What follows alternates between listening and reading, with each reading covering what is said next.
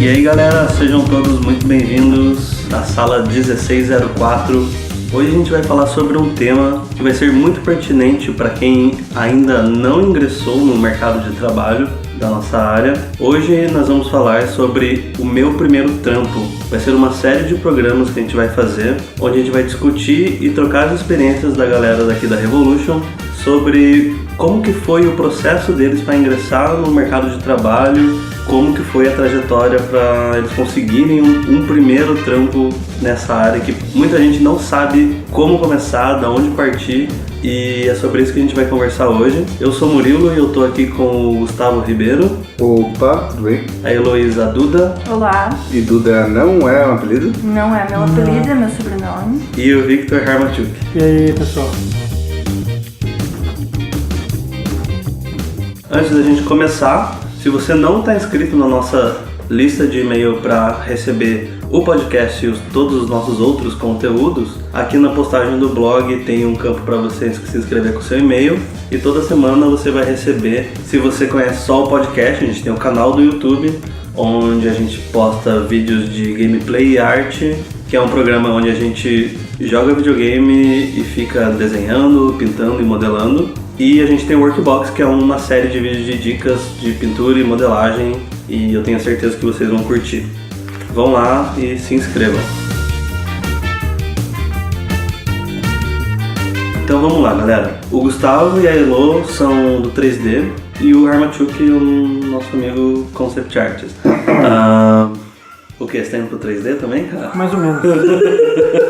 Acho que a tendência Pra de programação também. Programação também. O Victor é o primeiro prodígio. Nossa, Tá, então acho que vocês podem falar um pouco sobre o mercado de trabalho na área de uma maneira geral, que vocês podem dividir conosco. Dividir conosco, né? Sério, parece o Chapéu Bernardes falando.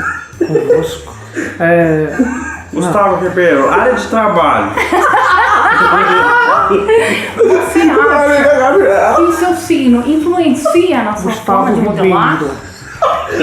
Eu acho que os escorpianos mudaram rápido. Isso foi muito melhor. Gustavo, você é filme- selvagem, um espírito livre. Coloca no podcast. Ai, meu Deus. Desculpa a zoeira, gente. Vamos voltar para o modus operandi de normal. E aí, gente? Elô, comece você. Certo. Bom, o mercado de 3D no Brasil é muito voltado para a publicidade, né? Isso não é segredo para ninguém.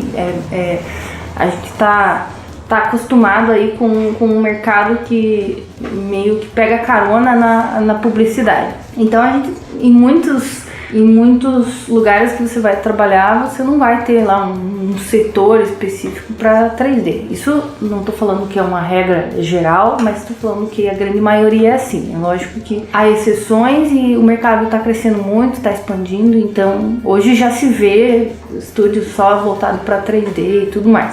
Mas ainda assim, o que move o mercado é a publicidade. Ao contrário de outros lugares, se for para fora do Brasil, você já vai ter esse mercado um pouco mais dividido em cinema, TV e jogos. Então é isso, esse é o básico, assim, né? Eu acho que o que acaba acontecendo nesse sentido é que daí você tem que ser bem generalista, né? Se você for trabalhar no mercado... Porque eu acho que no Brasil até a publicidade... A gente pega cara na publicidade, mas acho que nem a publicidade é tão desenvolvida aqui quanto ela fora. Sim. Sabe, porque aqui a gente não tem uma indústria tão grande assim. Então, o próprio mercado de publicidade não é tão estruturado quanto lá de fora. Por exemplo, um diretor de arte aqui... É muito difícil você ter um diretor de arte que, tipo, realmente sabe o que ele está falando, assim, sabe? Que no estúdio, tipo, às vezes é uma coisa muito menor, assim, é uma escala menor, assim. Então, você não tem essa... não, então o cara que tá dirigindo a sua arte ali na pintura, ele já pintou por 10 anos, assim. Não, às vezes o cara não tem a mínima noção, o diretor de arte, mas ele não tem noção, porque ele não... Sim. A gente não tem essa estrutura toda, o mercado formado ainda. E eu acho que não é só artisticamente, eu acho que é tecnicamente. Tipo, dá pra dar um exemplo bem claro, assim, tipo, o grosso da publicidade no Brasil é estilo, sabe? Sim. É estilo. Pra quem... Estilo é tudo que é imagem. Então, tipo assim, a propaganda que você vê na revista, sabe? A propaganda que você vê no outdoor, o catálogo de produto, pack shots, que são imagens de produto. Então você vê lá no catálogo do supermercado lá, sabe? Ou no catálogo de uma empresa de produtos de cosmético. O perfume, os produtos deles, tudo isso são estilos, tudo isso são pack shots também. Então, assim, o grosso do nosso trampo é isso. A gente tem visto nos últimos anos as empresas começarem a fazer animação. Que a animação daí já demanda um aparato técnico muito grande, assim. Sabe? Porque você precisa de mais animadores, você precisa de rigger, você tem uma questão do pipeline. Quando você está fazendo estilo, você pode fazer o chuncho na pós-produção, sabe? No Photoshop, mas na animação você tem um monte de limitações técnicas. Então eu vejo, pelo menos, você pega exemplos lá da Zombie, a Vetor Zero, a Casablanca, sabe? Tipo, até um tempo atrás aquela do Rio de Janeiro, que eles fecharam. A Seagulls Fly, sabe? Até um tempo atrás era só Vetor Zero, Seagulls, Casablanca e algumas outras. E a Tribo Post e a O2, sabe?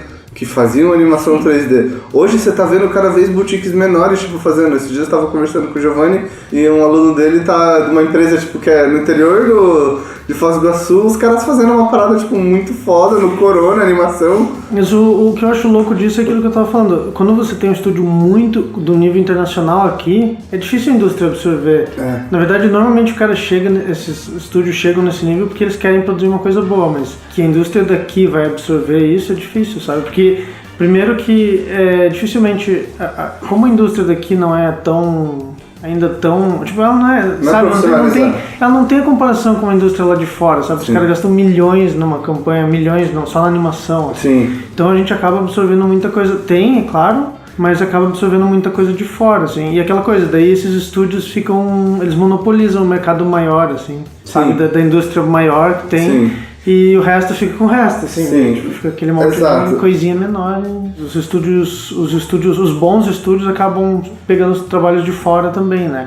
Porque sai mais barato para os caras também lá fora. Sim. Né? Pegarem os trabalhos aqui, né? Por causa de tudo, várias coisas, custo, mão de obra, no geral, é bem mais barato. A gente tem uma questão no Brasil que às vezes pode parecer a um olhar mais uma desvantagem, mas é o que você falou, às vezes pode ser uma vantagem para iniciar o nosso mercado, que é a diferença brutal da moeda que a gente tem hoje em dia. Então você pega, por exemplo, um exemplo lá, Tecno. Os caras, o quê? Tinha 5 caras de 3D lá dentro, os caras fizeram o FCC, e a Vetor tem quantos dos caras dentro? Tipo, sei lá, 100 caras, sabe? Então, uns caras que são considerados, teoricamente, o padrão de fora menor que uma boutique, né? Sim. Que lá fora uma boutique é uma empresa que tem 50 pessoas, sabe? Eu não sei se eles chegaram a ter isso. Fizeram uma animação, tipo, gigantesca, sabe? De proporção internacional. Então, eu acho que a gente tá num ponto, assim, também... É que, antigamente, você tinha os dois fatores, assim. Você tinha o ponto que você precisava de muitos elementos técnicos que não eram só o fator humano, sabe, para realizar. Então você precisava de uma puta infraestrutura de TI, muito poder de processamento, sabe? Hoje em dia, tipo, você pega aí 8, não sei se chega a dar 8 anos, acho que um pouco menos, mas um span de 6 anos aí, você já pode mandar renderizar numa render farm na nuvem, sabe? Antes não existiam essas opções, então tipo... que hoje todo computador tem uma condição, tipo, condição mínima de fazer esse tipo de serviço, né? Sim. Lembra que a gente tá vendo o making of do Senhor dos Anéis lá? Sim. A gente via aqueles computadores, tipo, Windows 95, tosco, assim.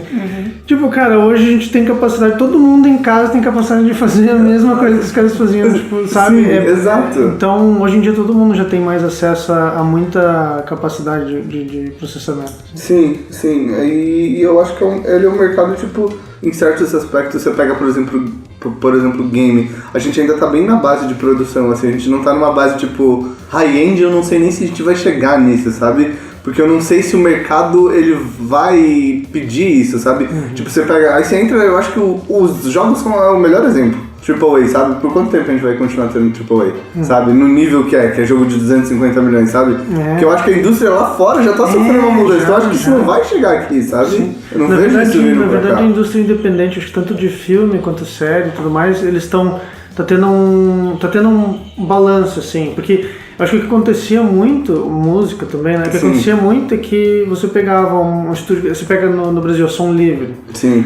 Ela tinha direito a toda a música produzida no país, assim, era um negócio absurdo, era uma, sabe, uma gravadora e aquela coisa lá, e daí eles falam, não, você não pode piratear, não pode não sei o quê. Porque o que acontece? Claro, você não pode, você não tá dando dinheiro pro artista e tal, só que o negócio deles, o principal, é que, eles nadavam na grana, assim. Tipo, sabe, os caras nadavam em dinheiro. E agora, quando você tá tendo a indústria independente em todos esses meios, assim, que ela tá fazendo, reduzir um pouco essa margem e abrir possibilidade para que novas pessoas entrem, né? Tipo, eu acho que aos poucos esse trampo tá sendo descentralizado. Sim, descentralizado. Totalmente, assim, a gente tá fazendo, você vê, tipo... esqueci o nome da premiação de jogos lá, tipo, Oscar de jogos. Mas você vê cada vez, tipo, um maluco, um cara do Canadá, um pessoal da Índia, sabe, os caras do Brasil, tipo, da Europa, sabe, Ásia. Então você tá vendo que, tipo, cara, você tem um computador, você tem, tipo, meio que uma vontade de fazer a parada, você vai conseguir se desenvolver nessa indústria. E isso a gente não pode tirar o fato de que é uma indústria, tipo, por mais que a gente tenha mais ferramentas, é aquele negócio, né? A balança sempre pesa pros dois lados. Quanto mais todo mundo tem acesso a isso, mais a gente acaba gerando uma competição. Menos todo mundo tem acesso. Isso. Você consegue entrar no mercado, mas ao mesmo tempo todo mundo tá conseguindo também. Isso. E aí a competição brutal, né? Brutal, É só a gente pega o exemplo que o Vitor sempre fala, entra lá no ArtStation. Exato. E é um meio digital, né? A gente sempre tem que lembrar disso também. Eu já trabalhei em estúdio aqui que chamava a gente de fora, sabe? Tipo, chamava a gente de fora pra fazer, às vezes. Você fica assim, cara, você tá aqui no Brasil, você tá competindo com gente de fora ainda. Por quê? Porque é um trabalho que é digital, sabe? Sim. A gente acaba competindo com o indiano, chinês lá, que também é mão de obra barata, a gente compete com eles também. Então, mas é aquela coisa que você disse, em parte, a gente ter uma moeda desvalorizada move um pouco o nosso mercado nesse sentido, porque é aquela coisa, dá pra sentir automaticamente, assim, quando o mercado dá algum problema político, uma instabilidade no país, a moeda baixa e começa a vir trampo de fora, assim, automático dá pra perceber. Por quê? Porque os caras lá de fora, a indústria funciona assim, eles estão tentando ter sempre a maior margem de lucro, esse é o objetivo deles, né? Tipo, e daí é claro que eles vão olhar pra, beleza, o Brasil tá com moeda desvalorizada, se a gente for lá, o preço dos caras vai ser X e vai... E tipo...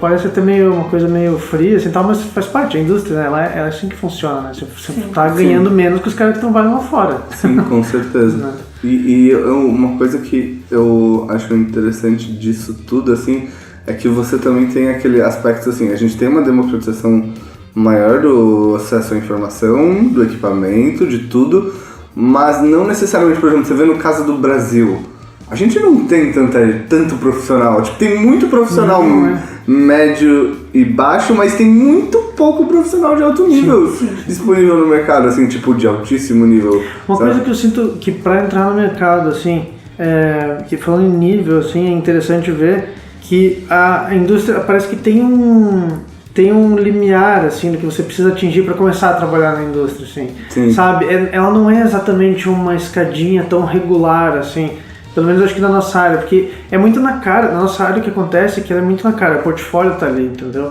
É diferente, você tem um diploma de engenharia civil. É sincero, né? Exatamente, isso que eu falo, por exemplo, tem um diploma de engenharia, o cara vai te contratar e vai ver, sabe? Às vezes você vai aprender durante o processo e tudo mais. Agora o problema da nossa área, que talvez seja uma coisa legal ao mesmo tempo, é que é muito sincero. Então tá ali o portfólio. O cara ele vai ver o portfólio e vai saber tudo que você faz automaticamente, sabe? Então, claro, vai saber o tempo que se entrega, as coisas, tem várias outras coisas que acabam sendo também com teste, experiência ali, mas é isso, é muito sincero. Então existe esse limiar assim que a pessoa às vezes está tentando e tá fazendo portfólio e tal, só que não consegue ainda, mas a pessoa vai sentir que depois de um determinado X nível que você chega, assim, vai começar a aparecer coisas, sabe? Tipo, tem um certo limiar ali que a pessoa precisa atingir. Eu acho que dentro disso ainda, pra continuar nesse assunto, eu acho que dá pra a gente citar, tipo, a situação que é meio díspara, assim, tipo, de você tentar trabalhar com 3D e de, no seu caso, você tentar trabalhar com concept art e ilustração, porque eu acho que daí são dois universos, às vezes, isso é verdade, sabe, são dois universos de perspectiva de mercado totalmente são bem diferentes. É muito diferente, assim, sabe? Eu entro no ArtStation, cara, eu ainda acho que eu vejo mais trampo de 2D do que de 3D, assim, sim, com certeza. sabe? Muito mais trampo de 2D. E quando eu paro pra pensar, mano, olha o tanto de gente que tem e tipo, e a quantidade de trabalho que tem pra 2D. Você para pra pensar assim, você pega uma empresa tipo a Blizzard, sei lá, os caras devem ter 600 pessoas no 3D e 10 concept arts, sabe? 15 no máximo. Eu acho assim. isso uma coisa que as pessoas têm que ter mais uma noção de proporção, assim, essa relação entre, por exemplo, o 3D é uma coisa que um cara de concept vai fazer uma peça que vão trabalhar 20, 30 caras de 3D em cima do que o cara fez. Então é uma coisa assim que o 2D, a área do 2D, apesar de ela ser muito atraente, assim, porque, pô, pintar e tal, uma coisa que não envolve muita parte técnica, sabe? Porque 3D ainda tem, né? A parte tem malha, tem não sei o que, tem não sei o que, né? Mas, cara, pintar é só você chega e vai pintar, entendeu? Tipo, uma coisa muito. Ela é uma coisa que é atraente, assim, mas ela é isso, é muito mais. É um nicho muito menor do mercado, assim, né? Sim. Eu acho que o que o Victor tá falando aqui é que é muito fácil entrar no mercado como ilustrador, concept artist, seja lá o que for, mas é muito difícil se manter, porque afinal de contas, como ele falou, vai ser só você mostrando a tua ideia, defendendo o teu ponto de vista para outros 30 caras que vão trabalhar e criar essa cena a partir da tua ideia. Não seria mais ou menos isso? É mais ou menos, que assim, não é fácil entrar, na verdade sim, é aquela coisa, é fácil você entrar no mercado bem pequeno, assim. Se você quer fazer ilustração para, por exemplo, eu comecei fazendo ilustração num trabalho que eu fazia tipo design junto com ilustração, assim, sabe? Eu fazia uns folhetos, uns folders, assim, e daí de vez em quando eu precisava de uma ilustração eu fazia também. Só que era aquelas coisas bem zoadas, assim, sabe? Não é uma ilustração que os caras falam assim, não, você pode ficar a tarde inteira fazendo. Sabe? De uma tarde, nem é muita coisa, né? Sim. Nível de ilustração profissional, sei lá, os caras dão uma semana pra fazer uma ilustração. Sim. Agora, é um mês, dependendo do negócio. Mas se você tem ali no trabalho de publicidade e design, você faz em... Então, assim, você tem até para entrar nesse mercado menor, assim, mas o mercado tipo de jogos ou concept mesmo para animação é muito nicho, assim, muito pequeno. E é muito concorrido, né? É muito concorrido. Na verdade, em 3D é aquela coisa, 3D ele ainda tem mais, por exemplo, os estúdios que eu trabalhei que envolvem isso, realmente você tem às vezes um cara, dois caras de 2D e 5, 6 de 3D, mais uns animadores, sabe? Sim. Contando com os animadores. Às vezes. Sim. Então é difícil, é um nicho muito específico. E tem mais gente que é atraída por 2D, ainda, acho. Né? Exato, tipo, você acaba tendo uma concorrência que é meio desleal, assim. Se você entra nas páginas lá da DeviantArt, sabe, o 3D ainda, por mais que a gente tenha, que a gente que é do 3D, tem aquela noção assim, 3D. Mas, cara, você entra no DeviantArt, o falecido lá Draw Crowd, o ArtStation, cara, é tudo 2D, mano. Sim. É tudo 2D, sabe? Aí você olha lá no Pix, sabe? E no Pix que você vê a diferença brutal. Que a maioria dos trampos que estão no Pix são 2D. Aí você fala assim, mano, tem tudo isso de gente foda pra... Gente. Sim. Sabe? Quanto trabalho. Os Pix, no caso o ArtStation, ele funciona... A gente tem os Pix, que são os escolhidos pelo staff do ArtStation, né? Pelo grupo lá. Pelo grupo. Né? Que gerencia as obras lá. Então eles escolhem manualmente meio que aquilo. E tem o trending, né? Que seria o que tá... O que o pessoal ali da like visualiza no ArtStation. Então dá pra ver bem que realmente o 2D ele é muito... É que eu acho que o 2D ele tem uma barreira menor pra entrar. É engraçado que tem uma barreira menor para entrar por causa do software, da parte um pouco mais técnica, só que ao mesmo tempo o 2D ele tem uma curva de aprendizado diferente também, porque para você chegar, tipo, é aquela coisa, se eu dou uma aula de 3D, por exemplo, uma semana, eu consigo chegar em alguma coisa no 3D, sabe, tipo, agora o 2D, o problema dele é que é fácil de chegar e começar a fazer uma pintura ali. Só que, cara, só pra você conseguir demonstrar uma esfera direito, ou pra você conseguir mostrar um volume, você vai levar... Tipo, você não consegue, entendeu? É uma coisa que... Então, assim, pra você representar as coisas, demora mais pra você aprender isso, assim. Sim. Você tem, tipo... É aquele negócio que a gente entrou antes, né? É, tipo, dois pesos, duas medidas. Você tem um lado, tipo... Que você não tem a barreira do software, só que você tem a barreira artística prática, que é muito grande. No 3D você tem muita barreira do software. Ainda mais pra quem entrou, tipo, sei lá, eu fico imaginando, eu reclamo agora. Mas eu já tava conversando com o Victor, mas Dina, mano, quem entrou em 2000, Sim. sabe, usava 3D. Nossa, tipo, cara, hoje eu só... Devia ser muito... Devia ser muito absurdo, assim, sabe? Então, é muito disso, assim, tem essa barreira muito grande também, mas dentro disso eu acho que cada um tem meio que um limite um pouco diferente um do outro, assim. É uma ciência, né? Você tem que querer muito fazer aquilo pra conseguir Pra conseguir mexer no software. Eu acho que o 3D ainda, se você pensar bem em publicidade, aqui no Brasil não é tão difícil de entrar, né? Se você começar a fazer uns pack shots e tal, você consegue até... Acho que até uns anos atrás era até mais fácil. Começou Só que nos últimos anos, porque tipo assim, acho que no mercado brasileiro, eu não sei se a Ilô vai poder falar também melhor, mas no mercado brasileiro pra mim, até uns anos atrás, você tinha uma distância muito clara, que era do cara que só modelava, porque antes todo mundo modelava. Sim. E do cara que entendia de render. Só que, tipo assim, a gente tinha essa distância muito clara. Por quê? Porque render não era uma parada tão acessível, o conhecimento para render não era uma parada tão acessível, e nos últimos tempos você tem tido uma grande implementação tipo, de software tipo Keyshot, software baseado em GPU, V-Ray, tipo, hoje é tudo mais fácil, sabe, para você renderizar. Então, tipo, toda aquela galera lá que tinha aquela bagagem, hoje já tem tipo, a bagagem dos dois, sabe? Isso, e as ferramentas também, então tudo ficou mais fácil, assim, teoricamente, para você aprender. Então, tipo, sei lá, uma parada que era muito difícil há 5 anos atrás, tipo, sei lá, você quer fazer um shader específico, sabe? Hoje já não é tão difícil assim, dependendo do que você tá fazendo e de qual é a utilidade. Tipo, você vai pegar Keyshot, tem muita gente que eu sei que usa aquela biblioteca de materiais de design industrial do Keyshot, sabe lá? Essa tinta aqui é a fulano de tal, só vai lá, arrasta e ele sabe que a tinta precisa, tipo, aquele shader é exatamente o shader que passam naquele produto específico, tipo, exatamente, tem as mesmas propriedades da tinta daquele produto. Então tem aí acabou, tipo, meio que fazendo com que esses profissionais que antes eram incompletos se tornassem mais completos, e daí deixou um pouco mais concorrente, tipo, o mercado ficou um pouco mais concorrido nesse sentido, sabe, do 3D. Porque tem muita gente agora renderizando, não que muita gente renderize bem. Sim, tem muita gente fazendo muita coisa boa e também teve a crise, né? A crise foi um impacto grande no mercado, assim, eu senti muito isso, assim, eu senti que o mercado deu uma boa, ao mesmo tempo que veio todo esse acesso, que a galera começou a ficar muito boa, se profissionalizar, todo mundo fazendo curso, muita opção para aprender online cada vez mais. Veio a crise junto com isso e aí o mercado deu uma recuada, assim. Sim, acho que até cada vez mais difícil. Acho que até culturalmente, assim, que vamos dizer, tem a crise, daí o pessoal vê assim, bom, se nem trabalho convencional, assim, tá dando grana já, se nem, sei lá, vou fazer qualquer faculdade vai dar grana, então eu pegar e fazer o que eu quero, porque, né, se nenhuma opção, sabe, todo mundo vai... Rola muito disso, tipo... isso tá inflando mais o nosso mercado. Porque o pessoal tá sem perspectiva, antigamente você pegava assim, não, beleza, eu vou fazer engenharia civil, acabou, engenharia fechou, era garantia da vida da pessoa, vou fazer, nada contra essas profissões aqui, mas é que são profissões que são mais, sabe, estabilizadas já no mercado, né? Então você tem... Já hoje isso não é verdade, né? Já hoje isso não é verdade. Então as pessoas pegam e falam, tá, vou fazer uma parada que eu gosto, não vou fazer exatamente só o que, a direção que dá grana acabou. Porque hoje isso não dá mais dinheiro. Isso não dá mais dinheiro garantido, né? Sim. Então a pessoa acaba...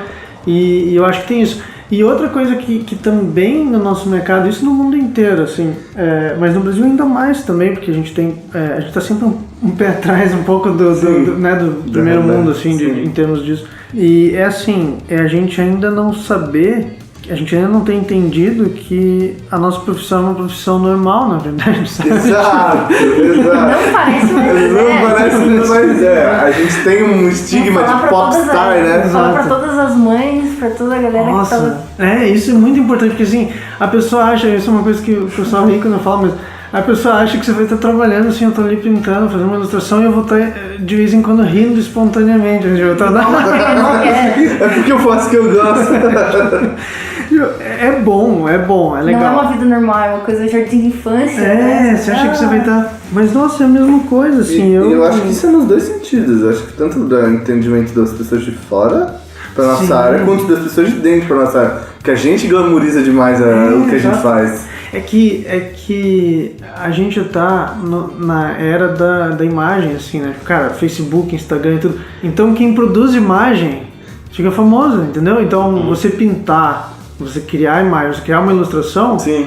Isso, cara, você tá criando imagem do nada, assim, você tá criando imagem, então você acaba ficando famoso por causa disso, que é o que chama atenção.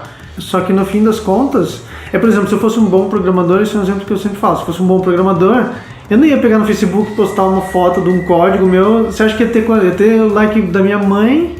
Que nada, sua mãe ia te xingar. Você tá postando conversa sua?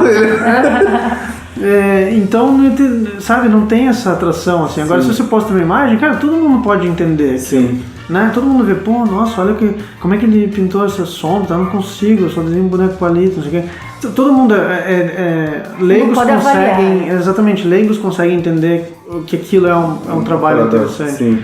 Agora, outras coisas não, né? Então, acho que acaba que glamoriza mesmo, e você tem pessoas que elas ascendem o nível profissional, acabam tendo um nível de popstar, assim, sendo que é um trabalho como qualquer outro, assim, né? E no dia a dia você vai se estressar, você vai ter que resolver problema, normalmente também. Você vai ter que ficar, às vezes, um tempão lá, sei lá, o dia inteiro fazendo a mesma coisa. E às vezes é cansativo, né? Mas não que seja ruim a profissão, é a profissão que eu prefiro, assim, entre tudo. Mas sabe, é um trabalho. É um trabalho igual qualquer outro, né? Exato. Você tem que cumprir um horário, você tem que ter foco, tem que ser objetivo. A diferença é que você gosta de fazer isso, mas não quer dizer que não tenha partes ruins e partes boas. Não quer dizer que vai ser tudo rosas, né? É tudo sorrisos e coisa boa.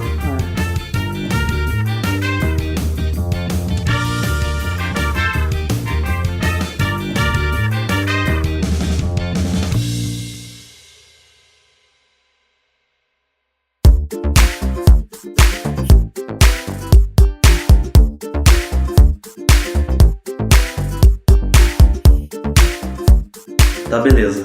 Então, agora eu quero que todos façam um exercício. Voltem no tempo, né? Porque o Gustavo é um pequeno Gustavo. Eu sou um pequeno Gustavo. O Victor tava fazendo os bonequinhos palito dele. A Heloísa tava lá Aprendendo a usar Windows. precisando de um dinheiro pra comprar a catuaba dela.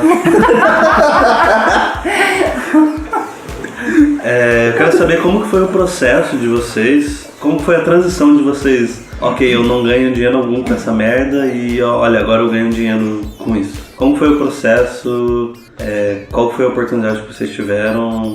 Tiveram tretas, não tiveram? Acho que dificilmente tem uma fórmula, né? Mas eu acho que o que eu fiz foi, eu fazia design gráfico e daí nessa época eu estava até fazendo engenharia da computação junto, tava fazendo um monte de coisa. Daí eu entrei no estúdio, o primeiro estúdio que eu entrei, ele foi eu trabalhava de freela meio período só, assim, e era um estúdio de design gráfico principalmente, fazia mais site do que qualquer outra coisa. Eu já tinha trabalhado com edição de imagem, coisa assim, mais do lado de design gráfico mesmo. E daí nesse trabalho eu comecei a fazer algumas ilustrações, assim, para as campanhas. Quando tinha ilustração, era eu que fazia, né? Tinha até uma revista que esse estúdio lançou, assim, que era uma revista sobre música, uns negócios assim, que eu fiz as capas. Achei super massa na época, assim, sabe? Fiz as capas da revista e tal. E daí, enfim, mas aí depois de um tempo eu parei, porque ainda era muito design gráfico nessa coisa, assim, era muita parte de sei lá, ficar fazendo site e tal, que é uma coisa que eu não tava curtindo muito. E eu fui estudar, assim. Eu parei depois, eu saí desse estágio, na verdade eu tava de saco cheio de muita coisa, assim. Daí eu peguei, larguei design gráfico, larguei estágio, larguei engenharia que eu tava fazendo, tudo ao mesmo tempo. Daí eu peguei e falei assim, quer saber, eu vou pintar, eu só vou pintar agora. E eu comecei a pintar, comecei a praticar. E tem várias coisas que eu acho que influenciam aí, por exemplo, até o modo de vida, acho que o estilo de vida que cada um leva e tal, porque eu, por exemplo, tive um certo suporte da família, mas eu também nunca fui de sair, gastar dinheiro, assim, então eu não demandava trabalho, assim, eu não demandava trabalhar tanto. Não gerava custos. Eu não gerava custo, eu comia em casa e dormia em casa, é isso. E daí eu peguei e fiquei estudando, sabe? Eu fiquei praticando pintura, assim, porque é uma coisa que como eu larguei tudo, eu pensei, agora não tem outra opção, né? É isso que eu escolhi, então é isso que eu tenho que fazer. Exato. Daí eu comecei a pintar. Depois de um tempo foi melhorando um pouco o meu portfólio, fiquei um ano, acho que, estudando bem, assim, e daí apareceu uma vaga para mim trabalhar num estúdio que era muito mais voltado já para o que eu queria, que era um estúdio que fazia animação e tal, e era uma coisa um pouco mais voltada para entretenimento, ainda tinha publicidade, mas era... E eu consegui, daí eu trabalho nisso. Acho que esse foi o ingresso, assim, principal, sabe? Sim. Foi eu ter pegado esse tempo para estudar e ter entrado nisso daí. Eu fiquei mais um ano por aí, nesse estúdio. E daí também, ainda tinha muita coisa de publicidade, ainda não era uma coisa que eu tava 100% satisfeito, assim, eu peguei e saí e fui estudar de novo, sabe? Tipo, meio que foi um ciclo de novo, assim. Peguei e falei, ainda não é o que eu quero, eu vou estudar mais. Eu peguei e estudei mais. E eu fui indo, assim, sabe? E, acho que não tem tanta... E daí, claro, começou a vir freela, começou a vir coisa de fora e tal. O primeiro trabalho com jogo que eu tive, com jogo mesmo, nem foi daqui, foi de fora, assim. Que acabaram me achando lá pelo ArtStation mesmo. E eu fiz o trampo pra eles. Então foi meio que essa... Sei lá, não foi um caminho muito... Sabe, não tem uma linha reta, assim. É meio que você vai tentando... Acho que a linha principal que você consegue identificar é a linha de trabalho pessoal, evolução pessoal, né? Sim. Que eventualmente vai te abrindo essas portas, assim. Sim. Nunca tem uma linha reta, o caminho de cada um é diferente. Você falou que você estava trabalhando com design gráfico e fazendo engenharia ao mesmo tempo, é isso? Exato. Então imagino que o que as pessoas falavam pra você, né? Cara, total loucura. O que você tá fazendo da sua vida, né? Sempre tem, o que você tá fazendo, enfim. Para cada um é diferente. Eu me formei em publicidade, foi lá por 2010. E aí eu me formei e tava meio assim, né? Pô, o que eu vou trabalhar? Tentando encontrar uma área da publicidade que eu pudesse trabalhar. E não tava nada dando certo. E aí eu comecei a fazer um curso de 3D, que era um curso de 1 mês, introdutório, nessas escolas que geralmente é mais voltado para AutoCAD, pro pessoal que faz engenharia, arquitetura e tal. E aí lá eu fiz esse curso, eu nem sabia que existia 3D, nunca tinha parado para pensar o que é isso, como é que faz. Eu tinha uma versão total a computador, tecnologia, porque eu achava que eu jamais iria entender aquilo. E aí eu comecei a fazer esse curso, assim, meio que explodiu minha cabeça, assim, ao invés da parte técnica virar uma barreira, foi uma coisa que me interessou, porque eu falei, cara, isso é um espaço tridimensional, XYZ, e aí eu lembro que eu comecei a perguntar na primeira aula sobre o tamanho daquilo, sobre as escalas e tal, e eu falei, não, mas é infinito, mas como infinito? E eu posso mudar a escala e colocar a medida que eu quiser, métrica, centímetro, polegada, sim, você pode, mas e como, sabe? Então aquilo virou, eu fiquei muito interessada e quando vi eu tava totalmente dentro do 3D, porque o software em si era uma coisa muito fascinante. Então eu fiz esse curso de 1 mês e aí eu falei, cara, é isso que eu vou continuar aí nesse negócio, porque eu tô meio perdida, essa é a única coisa que eu tenho pra fazer no momento. E aí eu fiquei um tempão estudando, eu fiquei mais ou menos 1 ano só estudando, assim, todos os dias, dormindo, sei lá, muito pouco, levando uma vida, assim, você dorme, come, toma banho e volta pro computador. E aí eu fui falando pras pessoas que eu já queria trabalhar e tal, e já tava 1 ano estudando e já achava que tava no fim da carreira. Nossa, meu Deus, tô aqui 1 ano estudando. E... desespero, eu sempre fui desesperada e achava que, nossa, tô aqui 1 ano e não consegui nada, eu já tenho 21 anos, é o fim da vida. 22, sei lá, 22, E aí eu falei com esse meu professor que me deu aula na escola, e ele falou, não, tem um estúdio aqui, que era a Twin, que hoje fechou, mas que era um lugar muito massa, era mais voltado para coisas interativas do que publicidade, né? E aí eles estavam trabalhando muito com projeção mapeada 3D, e aí eles me chamaram para um projeto que era uns 3 meses, mais ou menos, e eu ia ter que fazer tudo, assim, modelagem, textura, animação, rigging, tudo. E aí eu falei, cara, vamos nessa. E aí foi assim, aí eu lembro que eu fiquei muito feliz, porque era um super projeto, era eu e mais 2 caras só, era uma animação de 40 minutos. Caralho! Tipo, voltava pra casa 5 da manhã, dormia um pouco, comia e voltava pra lá. Mas foi muito legal, assim. Aprendeu muito. Aprendi demais, aprendi tudo, assim, eu não sabia nada de nada, sabe? E precisava de tudo, precisava de animação, precisava de partícula, precisava de absolutamente tudo. Era uma animação bem fantástica, assim. e precisava, era um negócio para entreter o pessoal, era uma animação no Paço da Liberdade, todo final de ano tem um espetáculo que eles chamam As Noites do Paço. Sim, tô ligado. Foi lá que começou. Nossa, que da hora.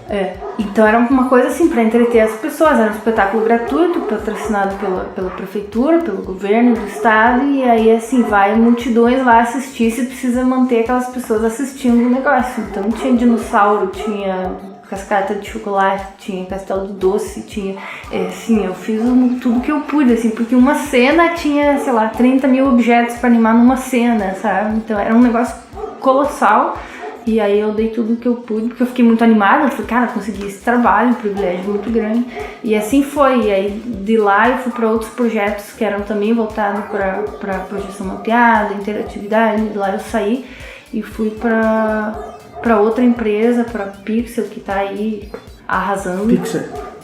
Pixel. Os caras estão aí arrasando, eles trabalham muito com interatividade, projeção mapeada, enfim. Então foi assim, foi pelo... Além de eu topar uma coisa que era muito maior do que eu conseguiria, né? Também teve isso, assim, uma responsabilidade muito grande, você aceita aquilo, você tem que ir até o fim, você tem que saber se portar. Se começou, agora vai. Teve a questão do contato, né? Sempre tem alguém que vai falar, cara, tô precisando de alguém assim, você quer? E aí você vai.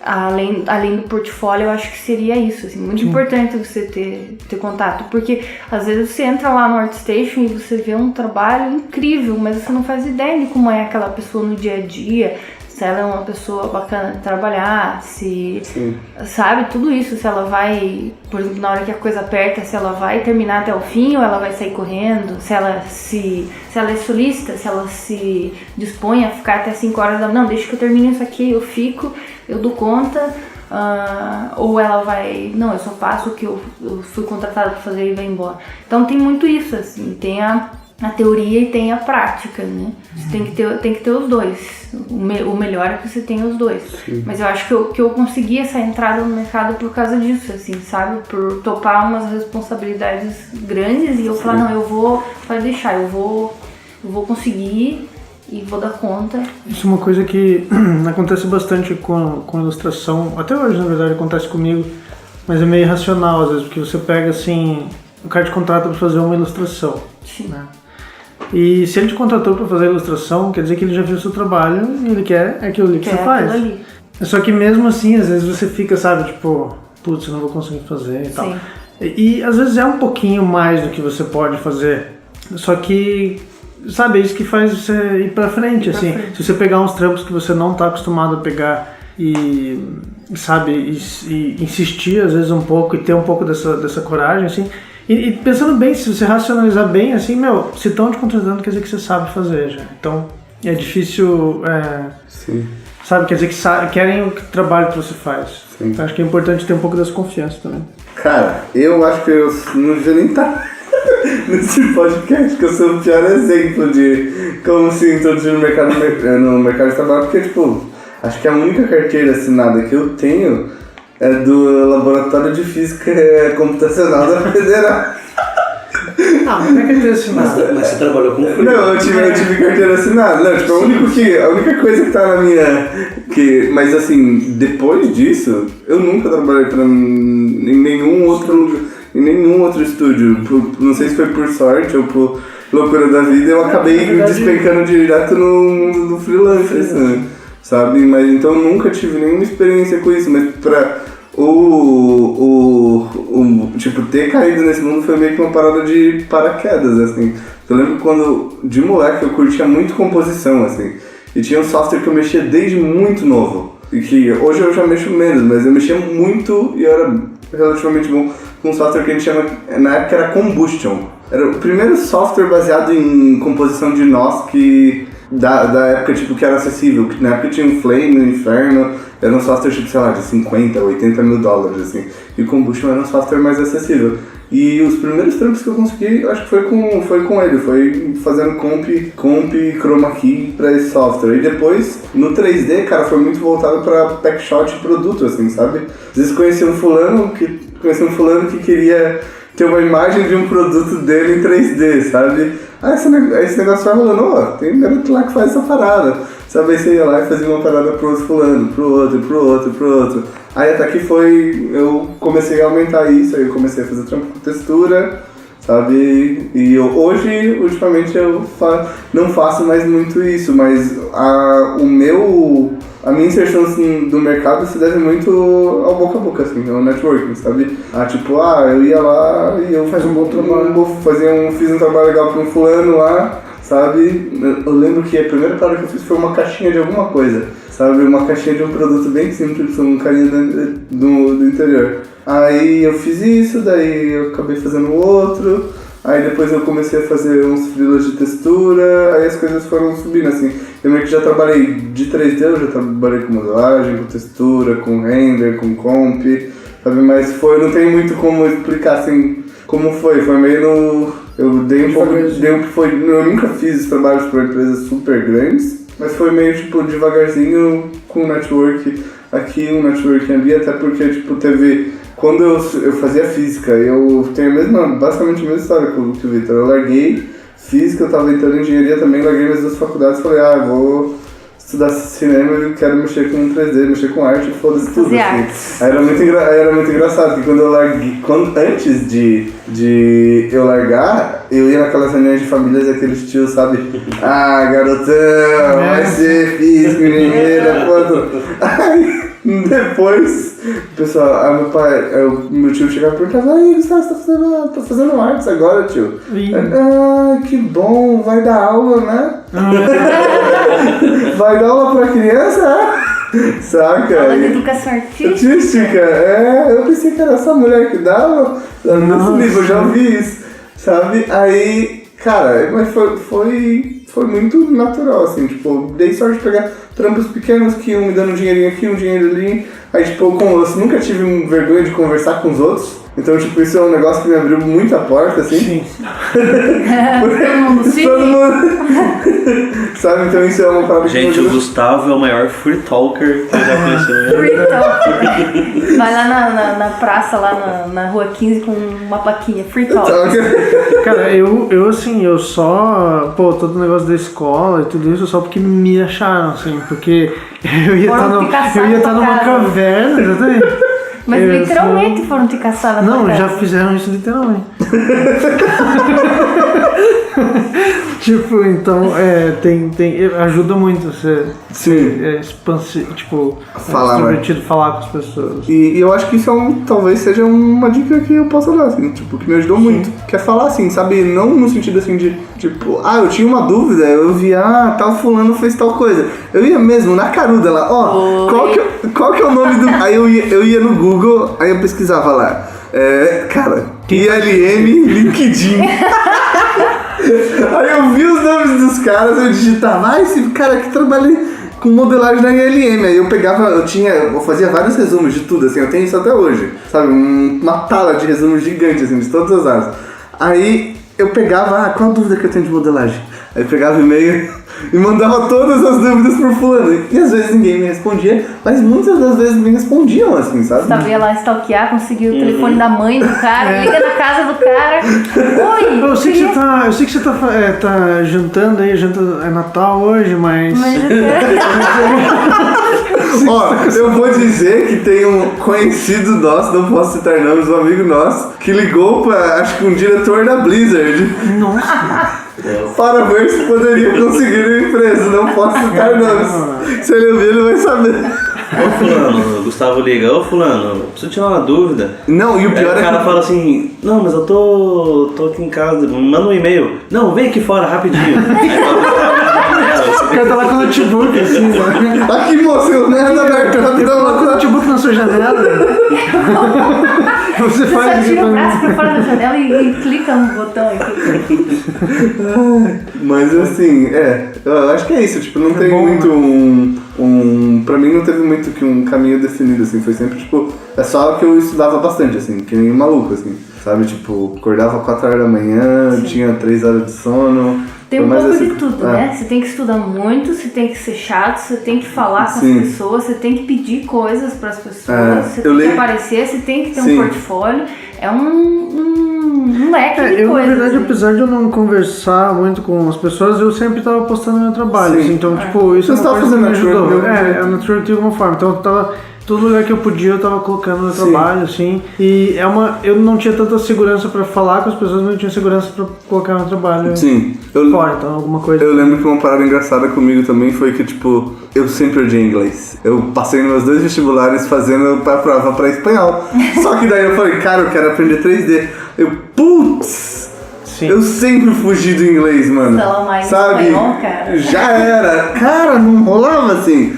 Aí eu falei, fodeu, vou ter que aprender inglês. E era muito foda, porque eu lembro que eu tava... Cara, até hoje eu paro pra pensar assim, como que eu consegui aprender essa porra sozinho?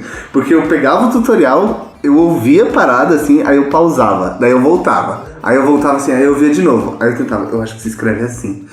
Aí, cara, eu botava a palavra no Google. Aí eu via que não se escrevia assim, se escrevia assado. Aí eu tinha um caderninho, que era um caderninho de termos. Aí eu ia lá, botava primeiro termo, aí Google Translate. Isso, segundo termo, aquilo. Terceiro, aquilo. E, cara, se você olha, tipo, eu tava olhando esses dias uns resumos muito velho, sabe? E tá em cima, na parte de cima, assim, sabe? Tal coisa significa isso, tal coisa significa aquilo. Foi muito bizarro, assim, tipo, hoje eu pego assim, pô, tô ouvindo o vídeo na boa, assim, esses filmes. Caralho, como que eu saí da... Eu não consigo... Como você sai da palavrinha pra coisa? Então, tipo, o 3D acabou me abrindo me confirmando uma coisa também que eu tinha, que, assim... Aprender inglês é importante. Não, aprender tudo é importante. Sim. Aprender tudo é importante, sabe? Eu já tinha uma parada que eu gostava muito de todas as matérias, sabe? História, geografia, física, sabe? Química. E no 3D eu vi, cara, tudo isso pode me ajudar, sabe? Não é uma parada que eu aprendi assim, pô, eu não vou poder usar isso. Não, todo conhecimento é muito válido no 3D. Sim. Busquem conhecimento. Uma coisa que me...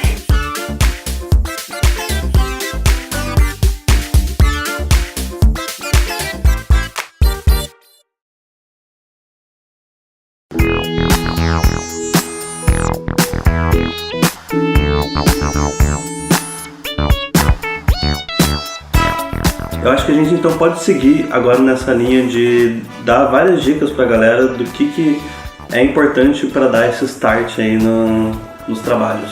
Não é diretamente relacionado à área, mas é relacionado ao que o Gustavo estava falando sobre o aprendizado do inglês. A galera que curte assistir Netflix, aí qualquer coisa, não qualquer coisa, eu ia dizer Netflix mesmo, tem a opção de colocar as legendas lá em inglês. Então é muito bom você assistir um filme com a legenda em inglês. Na época que eu comecei a aprender também, eu lembro que eu assinei o... Pode falar Digital Tutors? Pode, Eu assinei o Digital Tutors. Eu também assinei. E aí eu assistia todos os tutoriais com a legenda em inglês também. Sim. Me ajudou muito, essas duas coisas. Assim, em um ano meu inglês foi um nível ok para um nível bom. E aí a partir disso eu nunca mais usei legenda para tutorial 3D, né? Mas me ajudou muito. No meu caso eu acho que como eu não tive tanto essa coisa do... É que o que a gente falou, não tive tanto networking tipo, do boca a boca, de ter contato real com as pessoas, mas eu tive muito... Eu acho que sempre, você está sempre publicando assim, e ter o portfólio visível pro pessoal é importante. Claro que a qualidade é importante, mas isso eventualmente vai acontecer, sabe? Se você continuar postando. Então, eu acho que é isso, não ter um pouco de segurança, assim, e mostrar o trabalho. Eu acho que isso é bem importante. E devagarzinho você vai conseguindo contato. Eu acho que tanto é importante você ter contato para aprender, quanto é importante você ter um bom portfólio para ter contato também.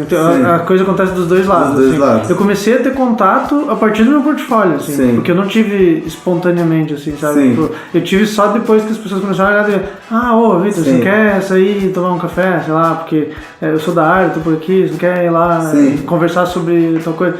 Sabe, daí eu comecei a ter contato porque eu tinha um portfólio visível. Sim. Assim, né? Então acho que também é bem importante nesse sentido aí, de saber se posicionar online. Você sempre postou muito no Facebook. Né? Facebook, ArtStation também. Instagram. Por muito tempo. Instagram só faz pouco tempo. Foi principalmente Facebook, na verdade. Na época era a principal coisa que existia. Eu sou o oposto, eu já tirei tudo que eu tinha do ar, tipo, eu não tenho mais nada. Porque eu não quero fazer mais nada disso, então não tem porque se eu ter mais nada disso, não é. Sabe? E acho que se eu pudesse dar uma dica também, seria tipo, cara, você quer entrar no mercado? Comece aprendendo um pouco de tudo, sabe? Tipo, modelagem é sempre, você quer fazer 3D, modelagem é sempre o começo, mas tente ter um pouquinho de noção do todo, assim, sabe? No mercado do Brasil, eu acho que isso é muito mais importante do que lá fora, assim, sabe? Porque quando você tem uma noção de todo, às vezes você entende a relação o que você está fazendo na modelagem vai afetar as outras áreas, sabe? O que você está fazendo na textura vai afetar, tipo, sei lá, no rigging, na composição, sabe? E a resolução que você está usando da textura vai afetar no output da imagem final. Então, tipo, tentem no começo ter uma noção, nem que seja, por mais que vocês queiram se especializar numa área, seja um basiquinho de tudo, sabe? Do rigging, em vez do basiquinho da comp, da textura, dos fluidos, de tudo, assim. Sabe? Porque isso vai ajudar vocês a terem uma visão melhor como artista para a área. E como trabalhar em empresa, trabalhar em grupo, né? Vocês vão poder ser um asset mais valioso do grupo. Sim. Porque vocês vão ter uma noção maior de tudo. Às vezes entre você, digamos que você está competindo lá com outro cara que também quer a mesma vaga. E esse cara, ele é muito bom, especialista numa coisa só. E ele tem um portfólio muito bom nisso. E você já tá num nível, digamos, médio, num nível não tão bom, mas você manja um pouco de tudo. Para a empresa, em termos de custo-benefício, é mais vantajoso pegar esse cara que não é especialista numa coisa só, mas que no que precisar ele vai dar conta, sabe? Sim. Apertou ali, tivemos um problema com esse software, agora a gente não pode, vai ter que transferir toda a animação para um outro, vai ter que fazer outra coisa, vai ter que, sei lá, começar do zero. Isso falando de 3D. De 3D e também de coisas, talvez, menores, né? Porque você pega, às vezes, quando você vai numa empresa gigantesca, às vezes querem que você seja um cara melhor naquele negócio. Bem lembrado. Bom frisar isso, depende da empresa. Não vou achar que o que eu tô falando é uma verdade universal. Na verdade, se vocês forem ser esses espertinhos, nada do que a gente tá falando aqui, tipo, é preto no branco, tá? Isso é basicamente... Um pouquinho mais pra trás. Isso é basicamente a nossa opinião baseada nas nossas próprias experiências. Pode ter muita gente que pode pensar completamente diferente do que a gente tá fazendo. Então a gente não detém nenhuma prioridade de estar dizendo necessariamente o que é certo ou errado. É só a nossa opinião sobre as coisas. E eu acho que uma última dica que eu poderia dar, que eu acho que é uma dica importante, assim, que como escola a gente tem que ter essa obrigação, sabe? E aqui vocês não vão ouvir ninguém falar, tipo, você vai conseguir emprego, o mercado... A gente foi honesto em relação a situação atual do mercado, eu acho que a gente tem que ser sempre honesto, e não é uma coisa ruim, tá? Não é uma coisa ruim isso, mas é o seguinte, o nosso mercado é um mercado, tipo, que não é tão grande, sabe? Mas as coisas que a gente faz podem ser aplicadas em meios que não são só o uso do entretenimento e da publicidade, sabe? O problema é que, tipo, quando você olha o ArtStation, tá tudo resumido a entretenimento, sabe? Tudo resumido a isso, sabe? Mas o que a gente faz é aplicado em muitas áreas. E eu conheço gente que trabalha com 3D, tipo, sei lá, indústria automobilística, que não modela metade das pessoas que eu conheço e ganha, tipo, tão bem como um artista sênior, sabe? E você também tem, tipo, realidade virtual, realidade aumentada, você tem educação, sabe? Então, tipo, eu acho que... Área médica, dentista, área de saúde em geral precisa muito.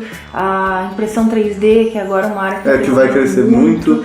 É infinita, assim, sabe? Você, às vezes, precisa abrir um pouco a cabeça e pensar de forma geral, assim. O fato de você conseguir modelar um objeto virtual que pode ser impresso, que tem um dado correto de superfície e tudo mais, isso é uma coisa bem valiosa, assim, Você pode usar isso para diversas áreas, infinitas áreas. E eu acho que isso é muito importante a gente falar, porque todo mundo vê, entretenimento, mas existem mundos fora desses, sabe? Existem universos fora desses, a gente não pode viver só no país da Alice, sabe? Mas pintura eu acho que não tem tantas formas, né? Na verdade, pintura é muito para entretenimento. Porque pintura o máximo que eu vejo, assim, que não seja mercado de jogos e filmes seria, sei lá, que também é entretenimento, ilustração para livros, esse tipo de coisa. Então é aquele negócio que reforça ainda mais o fato. 2D é uma área é um nicho muito mais específico. Eu não acho nunca que ele assim, ele ainda é importante, ele nunca vai deixar de ser usado. Eu acho que ele não vai deixar de ser usado, porque ele ainda é a forma mais rápida de você esboçar a ideia, sabe? Mas mesmo esboçar a ideia hoje em dia, você mistura já 3D com 2D, né? Você tem essa... Então eu acho que assim, é um nicho bem específico e é uma coisa que eu acho que é interessante. O pessoal tá ciente, assim, sabe? Ele é realmente um mercado mais limitado. E se você pensa em trabalhar com jogos e coisas assim, essa é a área mais... visivelmente a área mais... Tipo, a área mais concorrida. Mas tem muitas outras áreas também que são dessa... que também... que um jogo tem, que uma coisa tem... Cara, hoje a gente tá vendo pra fazer animação, né? Pra fazer uma animação. Cara, a parte técnica, pra você trabalhar com, por exemplo, um jogo, a parte técnica, ninguém faz. Saca? Ninguém faz. E muitas vezes você olha... level design. Nossa, pega Rigger mesmo. Rigger. Quantos Riggers tem no Brasil? Assim? Exatamente, a parte de... E quantos deles estão livres, né? A parte de programação, engine, um monte de coisa assim. E às vezes o pessoal olha, eu quero trabalhar com jogos é minha paixão, não sei o quê. E a parte mais visível, é claro, é a parte que produz imagem, é a parte de concept, ilustração. Mas, assim, não querendo desestimular ninguém também, mas... não olhem isso, é realidade. Não olhem essa área do concept, do desenho e tal, como a única coisa que envolve a área. A área envolve muito mais coisas do que isso, sim. E se você pensa em trabalhar com isso, você pode olhar para vários outros, outros lados. Pode criar novas áreas, criar novas demandas. Exatamente. Pensa que você tem o poder de criar qualquer coisa, né? A cultura muda muito rápido e novas áreas de trabalho vão surgindo. E se você for esperto, você vai criando um nicho pra você dentro dessa... Tipo, a gente tem que pensar que você tem o poder de criar coisas que não existem. Então, desde um produto que nem existe, não tem materialidade nenhuma, você pode ir lá e criar isso no 3D e botar ele como se ele estivesse no mundo real e ele existisse, sabe? Então, tipo, o poder disso, no fim das contas, é um poder muito grande, assim. Então é isso, pessoal. Espero que vocês tenham gostado do nosso episódio. Mais pra frente a gente vai voltar com outros convidados para discutir o mesmo tema e discutir as experiências deles, para cada vez a gente ter mais visões do mesmo assunto. E é isso, espero que vocês tenham gostado. A gente se vê na próxima. Nos sigam nas nossas redes sociais, no Facebook, no Instagram, nossa conta no Twitter, o nosso canal do YouTube, onde a gente posta vários vídeos bem massa. Vocês vão curtir, vão lá, se inscrevam e acompanhem o nosso blog, que é onde a gente compila tudo isso. E é isso. Obrigado a todo mundo aqui e valeu, até a próxima. Tchau, amiguinhos. Procurem conhecimento e nos vemos na quarta dimensão. Nos vemos em Valhalla, meus amigos. Falou, pessoal. Escutem a música Isla Bonita da Madonna. Gosto muito. Lembrem de mim. Falou. Valeu.